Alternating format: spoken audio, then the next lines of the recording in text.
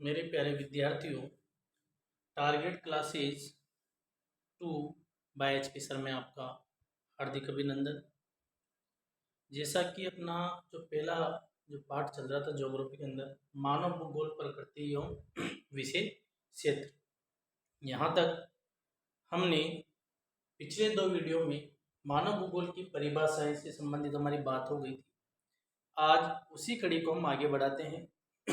मुझे आशा है कि आपको पिछले वीडियो अवश्य पसंद आए होंगे और आप इस वीडियो को ज़्यादा से ज़्यादा लाइक और सब्सक्राइब करें और सभी विद्यार्थियों तक इसे पहुंचाने का पूरा प्रयास करें, जिससे सभी विद्यार्थियों का 100% लाभ मिले। ठीक है, चलो उसी कड़ी को हम आगे बढ़ाते हुए हमारे चैप्टर मानव भूगोल प्रकृति और विशेष क्षेत्रों को आगे बढ़ाते हैं।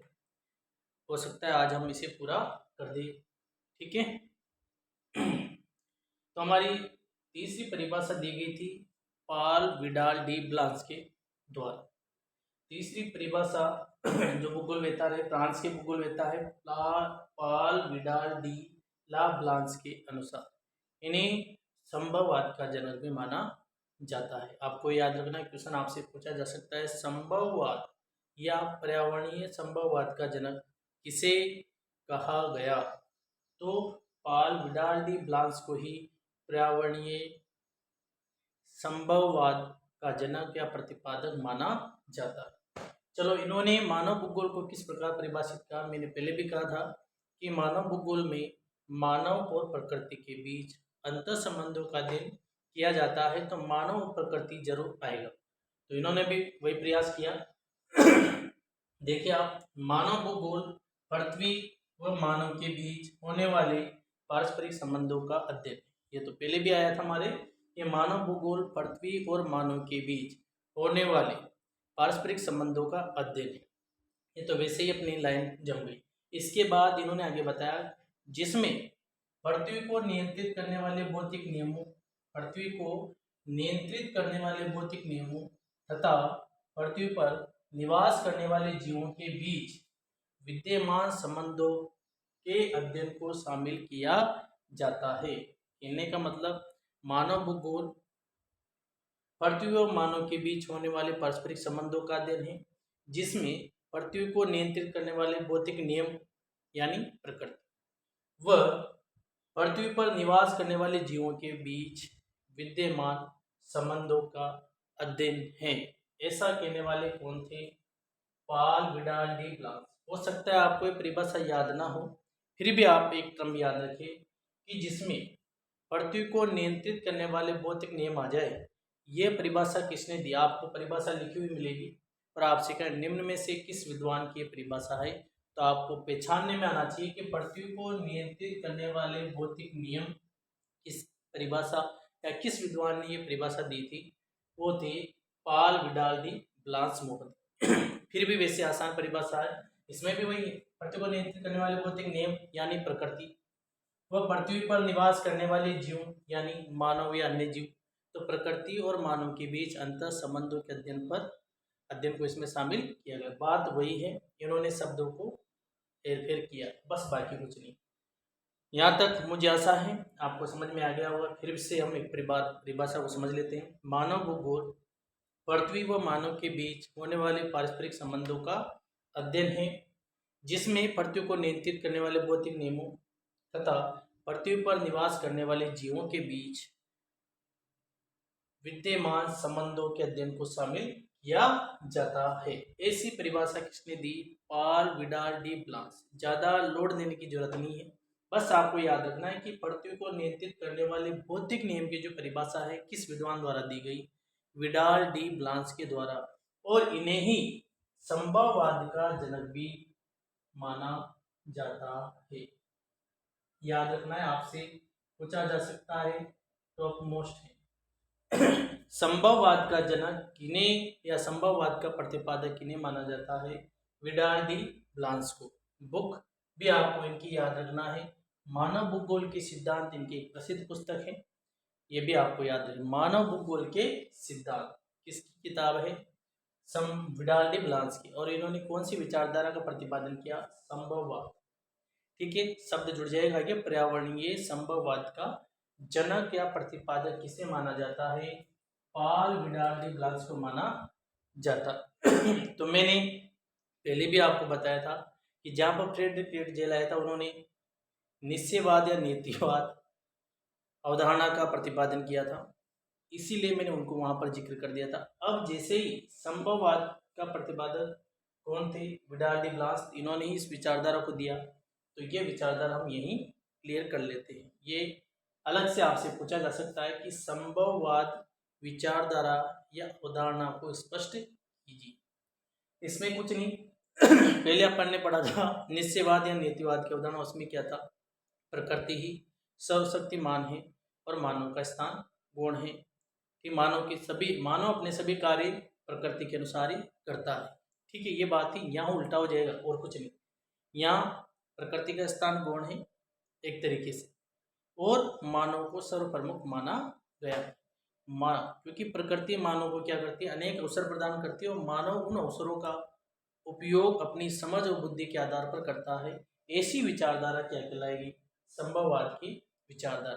ठीक है, तो समझ लेते हैं अपन संभववाद की विचारधारा या अवधारणा।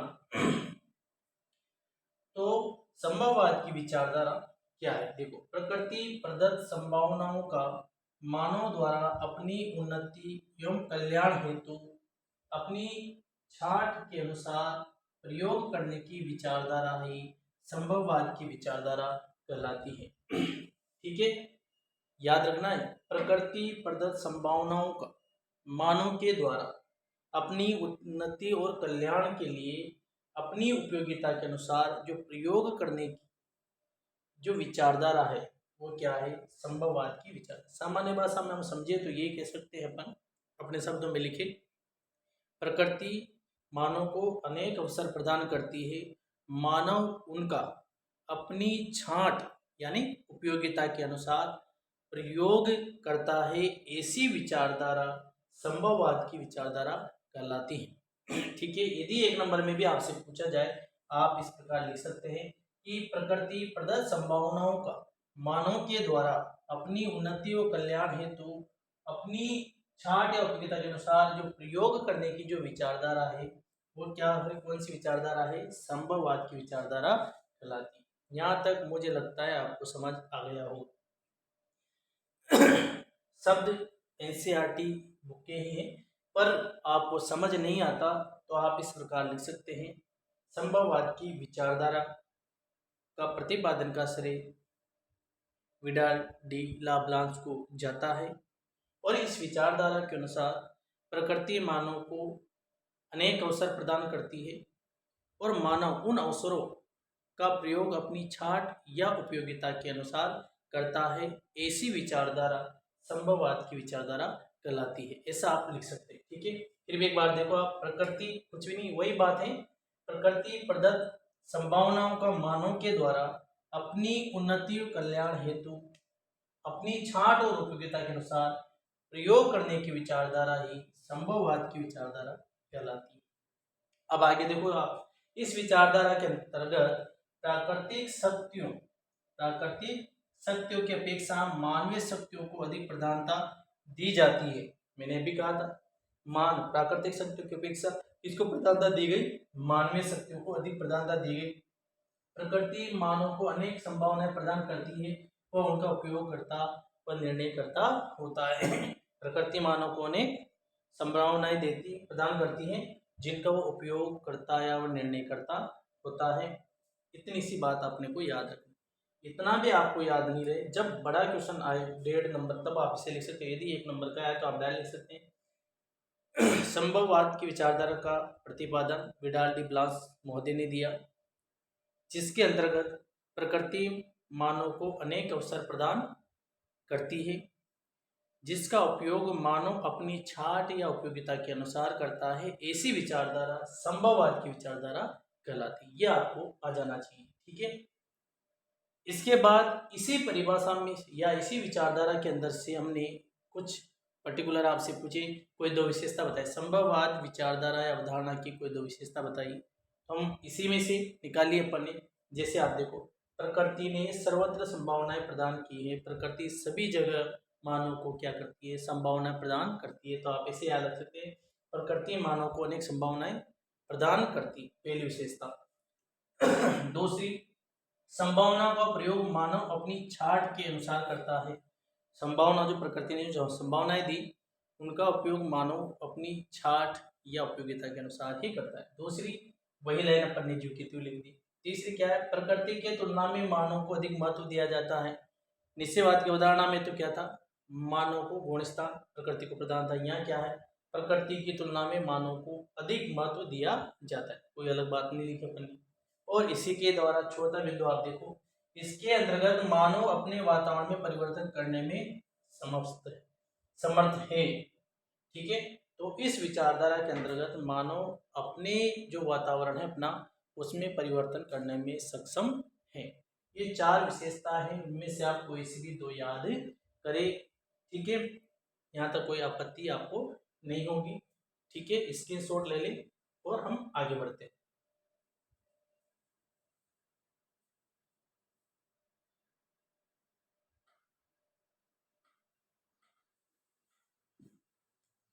हाँ, तो विद्यार्थियों, मुझे आशा है कि आपने वो स्क्रीनशॉट ले लिया होगा। चलो अब उसी कड़ी को आगे हम बढ़ाते हैं।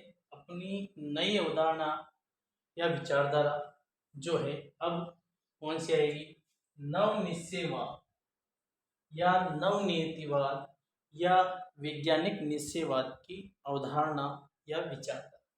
ठीक है, तीन विचारधाराएं हैं। इन तीनों में आपसे तुलना करके प्रश्न आ सकता है, या फिर निश्चयवाद या संभववाद में अंतर बताइए, ऐसे आ सकता है, या संभववाद या नवनिश्चयवाद में अंतर बताइए, ऐसा आपसे पूछा जा सकता है।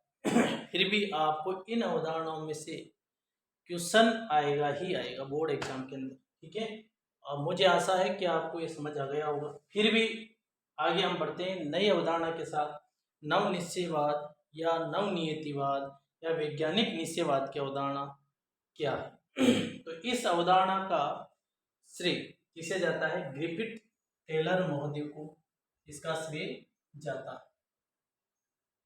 कौन है भाई, ग्रिफिथ टेलर, अमेरिका के रहने वाले हैं ग्रिफिथ टेलर, इनको इसका श्रेय दिया जाता है। तो आपसे पर्टिकुलर क्वेश्चन एक नंबर पे या छोटा क्वेश्चन बन सकता है कि नवनिश्चयवाद या नवनियतिवाद अवधारणा का प्रतिपादन किसने किया, तो ग्रिफिथ टेलर आपको याद आना चाहिए। ठीक है, चलो और इस अवधारणा का प्रतिपादन इन्होंने कब दिया, 1948। ठीक है, आगे हम देखते हैं। वैसे निश्चयवाद की अवधारणा कहती है कि प्रकृति सर्वशक्तिमान है, मानव का स्थान गौण है। संभववाद की विचारधारा ऐसा मानकर चलती है कि प्रकृति का स्थान गौण है और मानव सर्वशक्तिमान है, वो अपनी उपयोगिता के अनुसार कुछ भी कर सकता है। फिर भी उन दोनों को सहसंबंधित या उनमें संबंध के बीच की धारा बताने वाली जो अवधारणा है वो हमारी क्या है, नवनिश्चयवाद अवधारणा है। इसमें ये माना जाता है, ये मानकर चलते हैं कि प्रकृति, ना तो प्रकृति सर्वशक्तिमान है और न ही मानव सर्वशक्तिमान है, अपितु मानव भी प्रकृति के नियमों के अनुसार पालना करते हुए यदि अपने उपयोगिता के अनुसार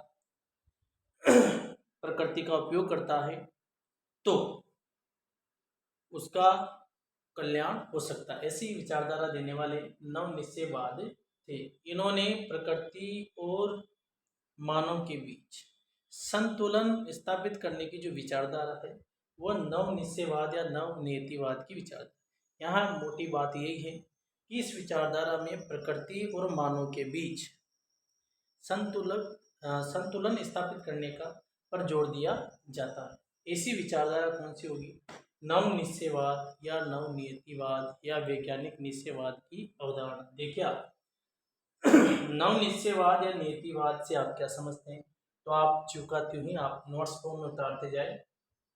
1948 में नवनिश्चयवाद की विचारधारा का प्रतिपादन ग्रिफिथ टेलर ने किया।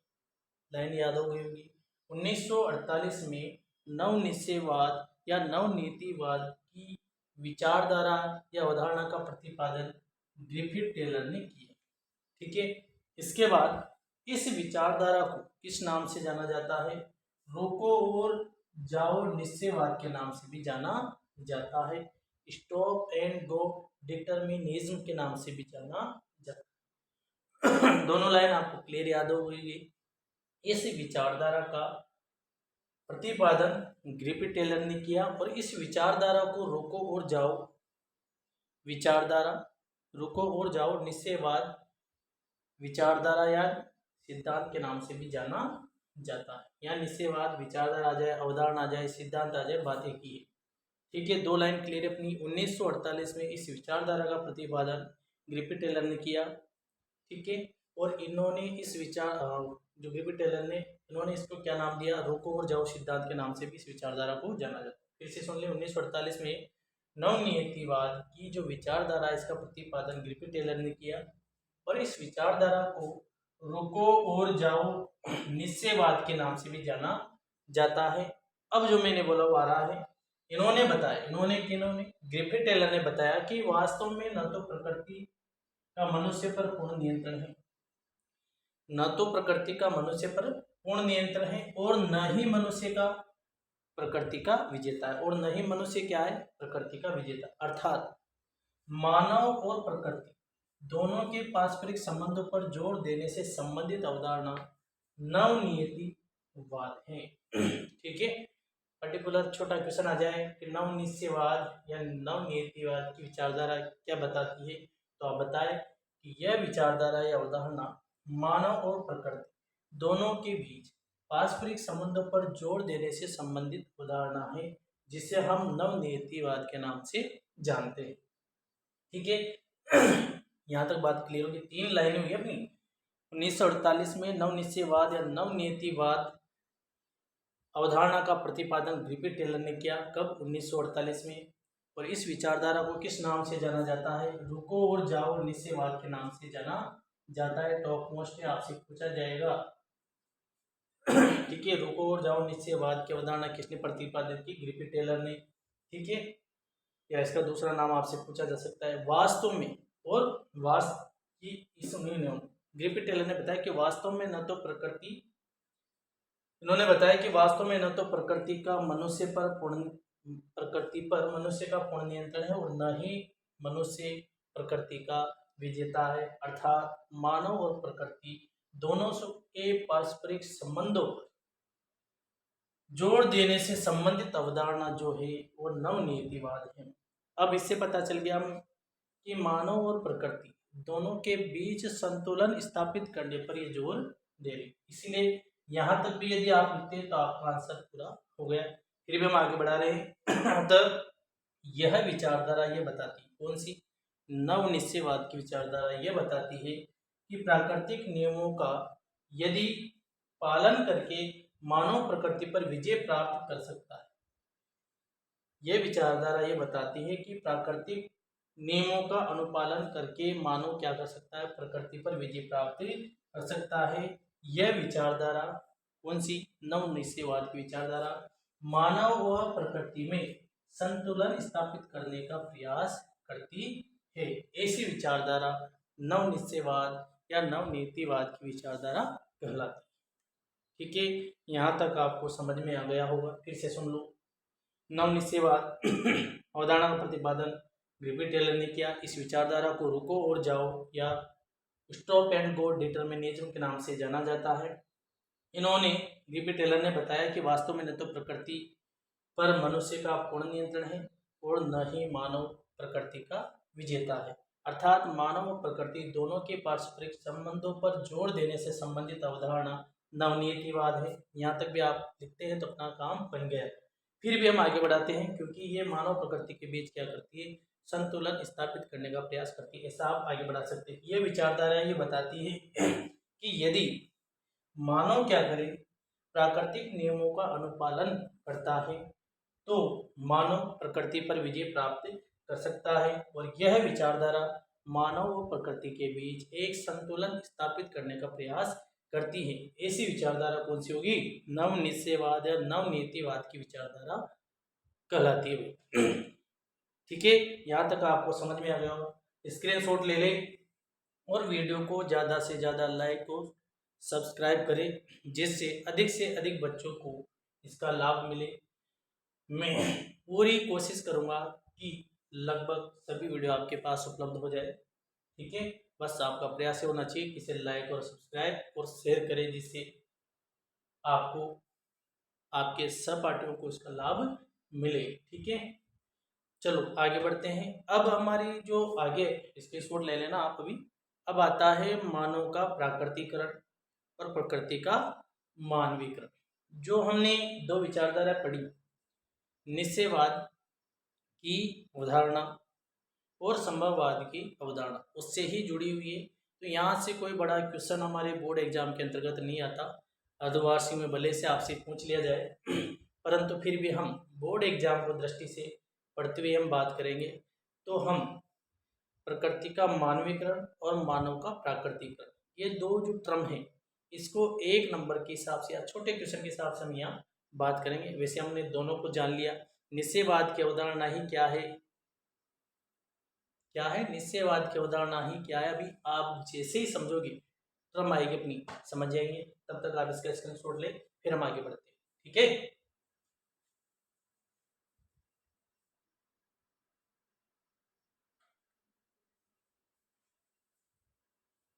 प्यारे विद्यार्थियों, चलो अब हम आगे बढ़ते हैं। मानव का प्राकृतिकरण और प्रकृति का मानवीकरण, इस टर्म को हम समझते हैं। हालांकि हमने इनडायरेक्ट नहीं बल्कि डायरेक्ट ही पढ़ लिया कि मानव का जो प्राकृतिकरण है उसका संबंध किससे है, पर्यावरणीय पर्यावरणीय पर्यावरणीय निश्चयवाद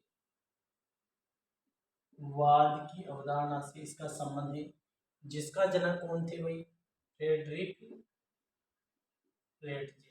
रेटजे, जिसमें हमने जान लिया कि प्रारंभ में, अब कहानी को हम ऐसे लिखे कि प्रारंभ में जब मानव आदि मानव था, तो प्रकृति के अनुसार ही सभी कार्य उसके संपादित होते थे। वो प्रकृति की सुनता था, प्रकृति की पूजा करता था और प्रकृति के आदेशों के अनुसार अपने सभी कार्यों का क्या करता था, सभी कार्य संपादित करता था प्रकृति के आदेश के अनुसार। ठीक है, प्रकृति को माता मानता था और उसकी पूजा भी करता था, जिसका मुख्य कारण क्या था कि उस समय प्रौद्योगिकी स्तर का क्या था, निम्न होना था, जिससे प्रकृति क्या रही, हावी। इसीलिए मानव का क्या हो गया, प्राकृतिकरण। और ये ऐसी जो विचारधारा थी, ये जर्मन विद्वान थे, उन्होंने दी, जिसमें हमने क्या नाम दिया, पर्यावरणीय निश्चयवाद, जिसका प्रतिपादक कौन था, फ्रेडरिक रेटजे। प्रसिद्ध पुस्तक का नाम भी आपको पता होना चाहिए, एंथ्रोपोज्योग्राफी। ठीक है, तो बोर्ड एग्जाम में आपसे छोटा सा क्वेश्चन ऑब्जेक्टिव रूप में या वन लाइन के हिसाब से आपसे क्वेश्चन पूछा जा सकता है, दोनों में से कोई सा भी है। ठीक है, तो आपको बस समझना है कि मानव का प्राकृतिक, मैं तो शॉर्ट में लिखाने का प्रयास किया है। ठीक है, तो हमें तो बोर्ड एग्जाम क्रैक करना है, हम उसी दृष्टि को ध्यान में रखते हुए आगे बढ़ रहे हैं। ठीक है, इम्पोर्टेंट है ये दोनों टर्म भी, क्या है, इम्पोर्टेंट है, एग्जाम में आपसे पूछी जा सकती है। मानव का प्राकृतिकरण से आप क्या समझते हैं कि मानव द्वारा प्रकृति के अनुसार स्वयं को जो ढाल लेने की जो प्रक्रिया है, मानव प्रकृति के अनुसार स्वयं को ढाल लेता है, वो तो क्या हो गया, मानव का क्या हो गया, प्राकृतिकरण। मानव प्रकृति के अनुसार स्वयं को अपने आप ढाल लेता है प्रकृति के अनुसार, तो कहने वाला प्रकृति के अनुसार ही मानव के सभी कार्य क्या होते हैं, संपादित होते हैं। ये क्या कहलाया, मानव का प्राकृतिकरण। ठीक है, तो एक नंबर की छोटे क्वेश्चन के हिसाब से, मानव द्वारा प्रकृति के अनुसार, मानव के द्वारा प्रकृति के अनुसार स्वयं को डाल लेने की प्रक्रिया ही मानव का प्राकृतिकरण कहलाता है। तो मानव द्वारा प्रकृति के अनुसार अपने आप को डाल लेना ही मानव का प्राकृतिकरण कहलाता है। ठीक है, सिंपल सी बात है। और इसका संबंध किससे है, पर्यावरणीय निश्चयवाद। ऐसे ही प्रकृति का मानवीकरण, अब आपको पता है पहले समय ये था, धीरे धीरे समय गुजरा, तो फिर मानव ने क्या की, प्रगति करी, टेक्नोलॉजी में विस्तार किया। ठीक है, तो प्रकृति तो क्या करती है, मानव को अनेक अवसर प्रदान करती है। मानव ने अपनी प्रौद्योगिकी के आधार पर उसका वही अपनी उपयोगिता और साठ के अनुसार उसने प्रकृति का उपयोग करना प्रारंभ कर दिया, तो वो क्या कहलाया, प्रकृति का मानव। एक तरीके से इसका संबंधित किससे है भाई, संभववाद की अवधारणा, पर्यावरणीय संभव की अवधारणा से संबंधित रही है ये विचारधारा। आपको लिखना नहीं, बस आपको ये टर्म याद रखनी। ठीक है, संभववाद अवधारणा, जिसका जनक कौन थे, विडाल डी ब्लांस मोहदी। ठीक है, फ्रांस के रहने वाले थे। अब इसमें आप देखो कि मानव के द्वारा प्रौद्योगिकी का प्रयोग करके प्रकृति को अपने अनुसार डाल लेना है। मानव क्या कर रहा है, प्रकृति को टेक्नोलॉजी के माध्यम से अपने अनुसार डाल लेता है, तो प्रकृति का क्या हो गया, मानवीकरण हो गया।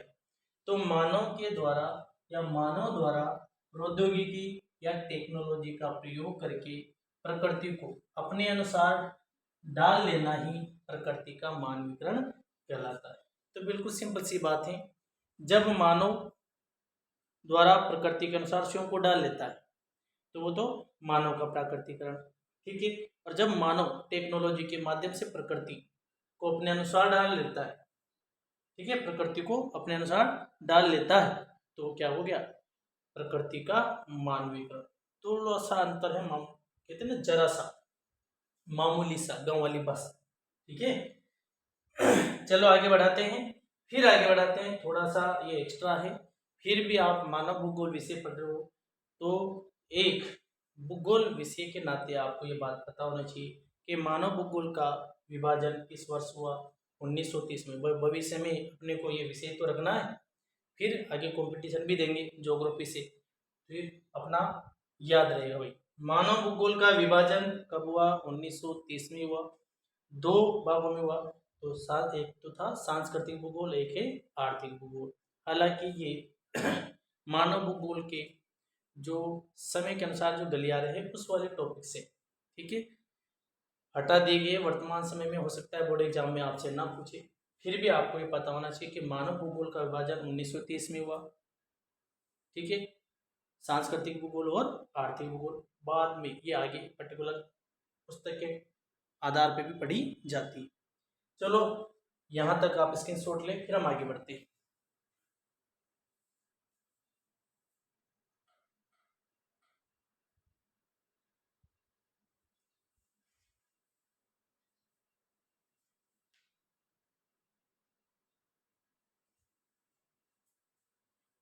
प्यारे विद्यार्थियों, अगला टॉपिक अपना चल रहा है, वैसे तो समय के जो गलियारे हैं मानव भूगोल, उसमें ये टॉपिक हटा दिया गया है, फिर भी आप नाम जरूर याद रखें।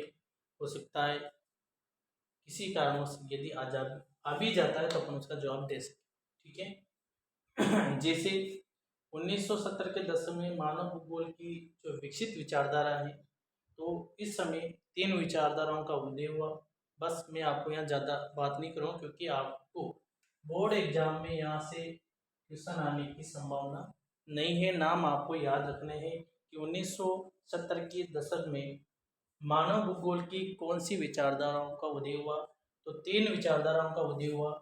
कल्याण परक या मानवतावादी विचारधारा, नंबर 1 कल्याण परक या मानवतावादी विचारधारा। दूसरा है आमूलवादी या रेडिकल विचारधारा, आमूलवादी या रेडिकल विचारधारा। और तीसरी है व्यवहारवादी विचारधारा। ठीक है, बोर्ड एग्जाम की दृष्टि से इसे आप ज़्यादा लोड ना ले। ठीक है, बोर्ड एग्जाम में ये हटा दिया गया अभी वर्तमान सत्र के दौरान। ठीक है, आता है तो फिर पेपर बनाने वाले की गलती है। ठीक है, फिर भी हम जान लेते हैं 1970 के दशक में 3 विकसित विचारधारा। कल्याणपरक मानवतावादी विचारधारा का संबंध मानव कल्याण से है, सीधी सी बात है। देख लो आप, इस विचारधारा का संबंध मुख्य रूप से लोगों के सामाजिक कल्याण के विभिन्न पक्षों से था, जैसे आवास, स्वास्थ्य और शिक्षा। पहले क्वेश्चन आता था कि आवास, स्वास्थ्य एवं शिक्षा से शिक्षा किस विचारधारा के पक्ष है, ऐसे तो आपको नाम याद होना चाहिए था, कल्याणपरक मानवतावादी विचारधारा, जिसका संबंध मानव कल्याण से है और इसमें कल्याण के विभिन्न पक्षों पर जोर दिया जाता है, जैसे आवास, स्वास्थ्य, शिक्षा इत्यादि। आगे बढ़ते हैं। अमूलवादी या रेडिकल विचारधारा, इस विचारधारा के अंतर्गत निर्धनता के कारण जो बंधन है एवं सामाजिक असमानता है उसकी व्याख्या के लिए कार्ल मार्क्स सिद्धांत का उपयोग किया गया। तो किस विचारधारा में कार्ल मार्क्स सिद्धांत का उपयोग किया गया? अमूलवादी रेडिकल विचारधारा। भविष्य में हम कॉम्पिटिशन दे ज्योग्राफी से संबंधित अपने को याद रहे, किस विचारधारा में कार्ल मार्क्स के सिद्धांतों का प्रयोग किया गया? तो अमूलवादी रेडिकल विचारधारा। ठीक है, आगे बढ़ते हैं। व्यवहारवादी विचारधारा, इसके अंतर्गत प्रत्येक अनुभव के साथ साथ मानवीय जातीयता, प्रजाति व धर्म इत्यादि पर आधारित सामाजिक संवर्गों के दीर्घकाल बोध पर अधिक बल दिया गया। सामाजिक संवर्गों के दीर्घकाल बोध पर अधिक बल दिया गया। किस विचारधारा में? व्यवहारवादी विचारधारा पर। अपने को याद नहीं करना है, ये समय के गलियारे से संबंधित जो वर्तमान एनसीईआरटी सिलेबस के अंतर्गत हटा दिया गया है। और आपसे पूछ ले भविष्य में भूगोल में उत्तर आधुनिकवाद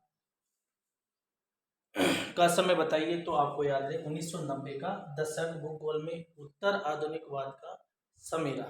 ठीक है, तो ये कुछ टर्म थी विचारधाराओं से संबंधित। आपसे बोर्ड एग्जाम में ये चीज नहीं पूछी जाएगी, आपको याद रखना। मैंने क्रॉस लगा दिया है, क्रॉस, केवल आपको नाम याद रखना है। 1970 के दशक में मानव भूगोल की 3 विचारधाराओं का उदय हुआ, जिसमें कल्याणवादी या मानवता परक, अमूलवादी या रेडिकल विचारधारा और व्यवहारवादी विचारधारा। ठीक है, यहाँ तक कोई आपत्ति नहीं। ठीक है, इसको आपको उतारना भी नहीं है नोट्स पे। अब आगे हम बढ़ते हैं मानव भूगोल की प्रकृति। फिर भी आप स्क्रीनशॉट लेना चाहे तो ले सकते हैं।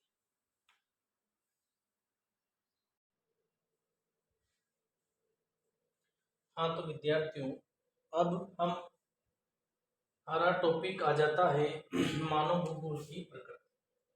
एग्जाम में इससे संबंधित को पूछा जा सकता है। ठीक है, अर्धवार्षिक, वार्षिक, किसी भी एग्जाम में आपसे पूछा जा सकता है। मानव भूगोल की प्रकृति से आप क्या समझते हैं? ठीक है, अब इस पर हम बात करते हैं कि मानव भूगोल की प्रकृति क्या है। अत्यधिक जटिल एवं विस्तृत है। मानव भूगोल की जो प्रकृति है अत्यधिक विस्तृत एवं जटिल है। इसका अध्ययन कर पाना एक आसान काम नहीं है। ठीक है, तो मानव भूगोल की प्रकृति अत्यधिक जटिल एवं विस्तृत है। मानव भूगोल की प्रकृति का मुख्य आधार क्या है? भौतिक पर्यावरण तथा मानव द्वारा निर्मित जो भी सामाजिक सांस्कृतिक पर्यावरण है उन दोनों के बीच अंतर संबंधों पर टिका है मानव भूगोल की प्रकृति। मानव भूगोल बताता क्या है हमें? मानव और प्रकृति के बीच अंतर संबंध।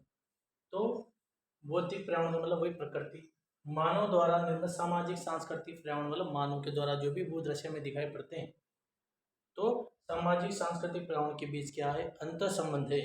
इस आधार पर टिका हुआ है मानव भूगोल की प्रकृति।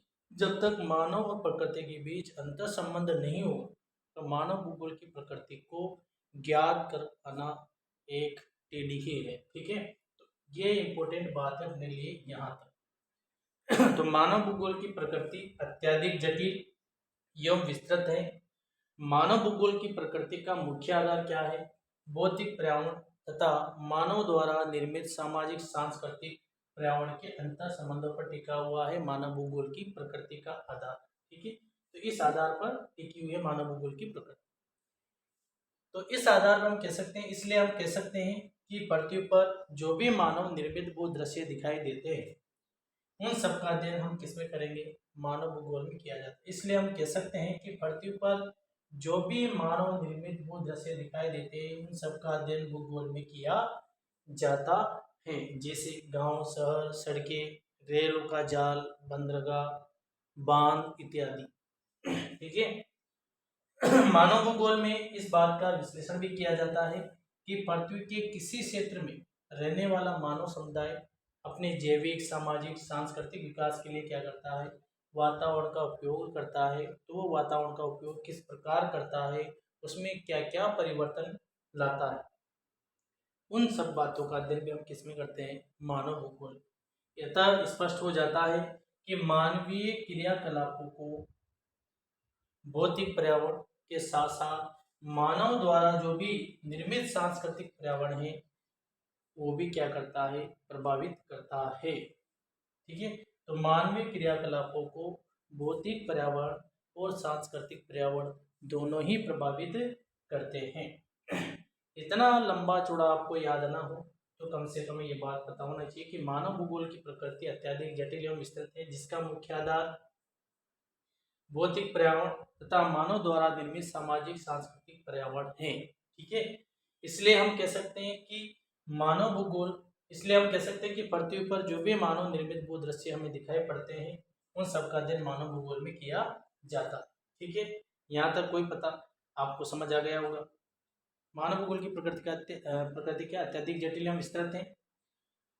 मानव भूगोल की प्रकृति का मुख्य आधार भौतिक पर्यावरण मानव द्वारा निर्मित सामाजिक सांस्कृतिक पर्यावरण के अंतर संबंधों पर टिकी हुई है मानव भूगोल की प्रकृति। इसलिए हम कह सकते हैं कि पृथ्वी पर जो भी मानव निर्मित भू दृश्य दिखाई पड़ते हैं उन सब का अध्ययन हम मानव भूगोल में ही करते हैं। आगे देखें। जैसे गांव, शहर, सड़कें, रेलों का जाल, बांध, पत्तन इत्यादि इत्यादि। मानव भूगोल में इस बात का विश्लेषण भी किया जाता है कि पृथ्वी के किसी क्षेत्र विशेष में रहने वाला जो मानव समुदाय है वह अपने जैविक, सामाजिक, सांस्कृतिक विकास के लिए वातावरण का उपयोग किस प्रकार करता है और उसमें क्या क्या परिवर्तन लाता है। अतः इस बात से स्पष्ट हो जाता है कि मानवीय क्रियाकलापों को भौतिक पर्यावरण के साथ साथ मानव के द्वारा निर्मित जो सामाजिक सांस्कृतिक पर्यावरण है वो भी प्रभावित करता है। ठीक है, तो मानव को भौतिक पर्यावरण के साथ साथ सांस्कृतिक पर्यावरण भी प्रभावित करता है। तो ये हमारे मानव भूगोल की प्रकृति थी। एक बार फिर देख लो आप। मानव भूगोल की प्रकृति अत्यधिक जटिल एवं विस्तृत है, जिसका आधार भौतिक जिसका मुख्य आधार भौतिक पर्यावरण व मानव के द्वारा निर्मित सामाजिक सांस्कृतिक पर्यावरण है। ठीक है, जिसका मुख्य आधार क्या है, भौतिक पर्यावरण और मानव द्वारा निर्मित सामाजिक सांस्कृतिक पर्यावरण है, जिसका मुख्य आधार ये है।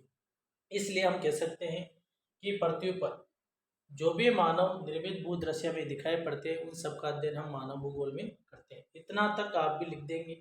ठीक है, तो भी अपना काम बन गया। फिर हम डायरेक्ट ये कह सकते हैं, स्पष्ट हो जाता है कि मानवीय क्रियाकलापों को भौतिक पर्यावरण के साथ साथ मानव द्वारा निर्मित सामाजिक सांस्कृतिक पर्यावरण भी प्रभावित करता ही करता है। ये मानव भूगोल की प्रकृति रही। आप स्क्रीनशॉट ले लें और इस क्लास को ज़्यादा से ज़्यादा विद्यार्थियों तक पहुंचाने का काम अब आपका है। मैं आपके लिए प्रयास कर रहा हूं और आप अपने मित्रों के लिए ये प्रयास करें इस क्लास को ज़्यादा से ज़्यादा विद्यार्थियों तक पहुंचाएं और target classes 2 by HP sir channel को सब्सक्राइब करें। ठीक है, जय हिंद, जय भारती।